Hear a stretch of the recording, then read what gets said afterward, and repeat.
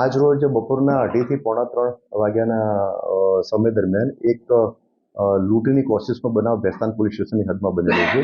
આ જે બનાવ જે છે એ ભેસ્તાન 4 રસ્તાની બાજુમાં શાંતિનાથ જ્વેલર્સ કરીને એક શોરૂમ છે, એ શોરૂમમાં બનાવ બનેલો છે. બનાવની હકીકત એવી છે કે આ જે જ્વેલર્સના માલિક શાંતિલાલ લાલચંદભાઈ શાહ અને એમાં જે કામ કરતા બંસીલાલ ગુર્જર, આ બંને ત્યાં હાજર હતા. એ દરમિયાન ત્રણેક કિસ્સામાં આશરે 30 થી 35 વર્ષની ઉંમરના ત્યાં આવ્યા અને એમને ચાંદીના દાગીનાઓ જોવાનું કહ્યું. એટલે ચાંદીના દાગીના જોતા હતા. લગભગ 5-10-15 મિનિટ ચાંદીના દાગીના જોયા પછી એમણે તરત જ 3માંથી 2 જણે છરીથી આ બંને જણ ઉપર, એટલે કે માલિક અને કારીગર બંને ઉપર છરીથી હુમલો કર્યો અને ગળાના ભાગે એમને ઈજા કરી. ત્યાં ઝપાઝપી દરમિયાન આ ત્રણેય આરોપીઓ છે ઝપાઝપી દરમિયાન પછી ભાગી ગયા. તો આ 3 આરોપીમાંથી એક આરોપી ભાગતો હતો, તો લોકલ પબ્લિકના માણસે એને પકડી અને પોલીસને હેન્ડઓવર કરેલો છે અને અન્ય બે જે આરોપી હતા એ ભાગી ગયેલા છે. આ જે શાંતિનાથ જ્વેલર્સના માલિક શાંતિલાલ લાલચંદભાઈ શાહ અને બંસીલાલ ગુર્જર, એ બંનેને ગળાના ભાગે ઈજા છે.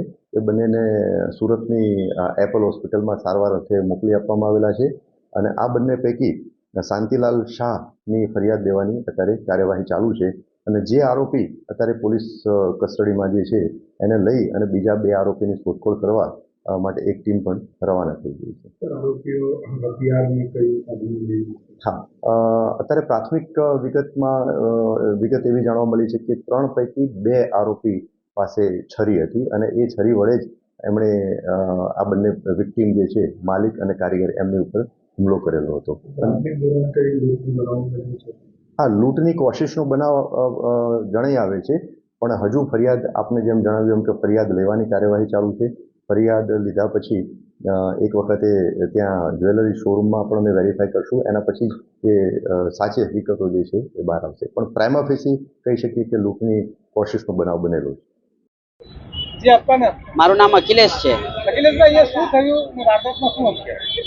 એમાં એવું છે કે જ્યારે અમે 2:40 જ્યારે હું ચા પીવા જતો હતો ભેસ્તાન સોમનાથ હોટલ પાસે, ત્યાંથી સોનાની દુકાન પાસે જે પબ્લિકો દોડી ને એ પછી પબ્લિકે એમ કીધું કે ચોર છે. એ પ્રમાણે અમે જે દોડ્યા એમના પછાડી જ્યારે એક ઈસમને પકડી પાડ્યો છે અને બીજો જે ઈસમ હતો એ અમારા ઉપર જ્યારે મારવાનો હુમલો કર્યો તો એમને એક ઈસમને છોડીને બીજો જે ઈસમ હતો એને પકડી પાડ્યો છે અને પોલીસના હવાલે કર્યો છે. આશરે કેટલા માણસો હતા?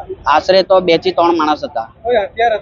જી, હથિયાર હતું. બંને ઉપાય હથિયાર હતું ને બંનેઓના છરીમાં લોહી લાગેલો હતો ને મરચાના ભૂકા બી હતા એમની પાસે.